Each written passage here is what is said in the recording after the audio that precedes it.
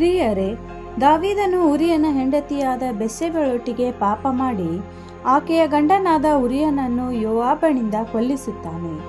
ದೇವರಿಂದ ರಾಜನಾಗಿದ್ದ ದಾವೀದನು ತಪ್ಪನ್ನು ಮಾಡಿಯೂ ಯಾರಿಗೂ ಗೊತ್ತಿಲ್ಲದ ಹಾಗೆ ಇದ್ದಾಗ ದೇವರು ನಾತಾನನ ಮೂಲಕ ಮಾತನಾಡಿದ್ದೇನೆಂದರೆ, ಒಂದು ಊರಲ್ಲಿ ಇಬ್ಬರು ಮನುಷ್ಯರಿದ್ದರು. ಒಬ್ಬನು ಐಶ್ವರ್ಯವಂತನು, ಇನ್ನೊಬ್ಬನು ಬಡವನು. ಐಶ್ವರ್ಯವಂತನಿಗೆ ಬಹಳ ಕುರಿಗಳಿದ್ದವು, ಬಡವನಿಗೆ ಒಂದು ಕುರಿಯ ಹೊರತು ಬೇರೇನೂ ಇರಲಿಲ್ಲ. ಅವನು ಅದನ್ನು ಕೊಂಡುಕೊಂಡು ಸಾಕುತ್ತಿದ್ದನು. ಅದು ದೊಡ್ಡದು ಆಗುವವರೆಗೆ ಮಗಳಂತೆ ಅವರ ಸಂಗಡ ಮಕ್ಕಳ ಸಂಗಡಲೂ ಇದ್ದುಕೊಂಡು ಅವನೊಡನೆ ಅವನ ಪಾತ್ರೆಯಲ್ಲೇ ನೀರು ಕುಡಿಯುತ್ತಾ ಅವನ ಎದೆಯ ಮೇಲೆ ಒರಗುತ್ತಿತ್ತು.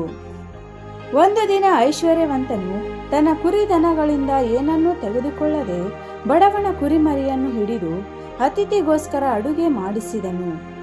ಇದರಿಂದ ದಾವೀದನು ಆ ಮನುಷ್ಯನು ಸಾಯಲೇಬೇಕು ಎಂದು ಐಶ್ವರ್ಯವಂತನ ಮೇಲೆ ಕೋಪಗೊಂಡಾಗ ನಾತಾನನು ಆ ಮನುಷ್ಯನು ನೀನೇ ಎಂದು ಹೇಳುತ್ತಾನೆ.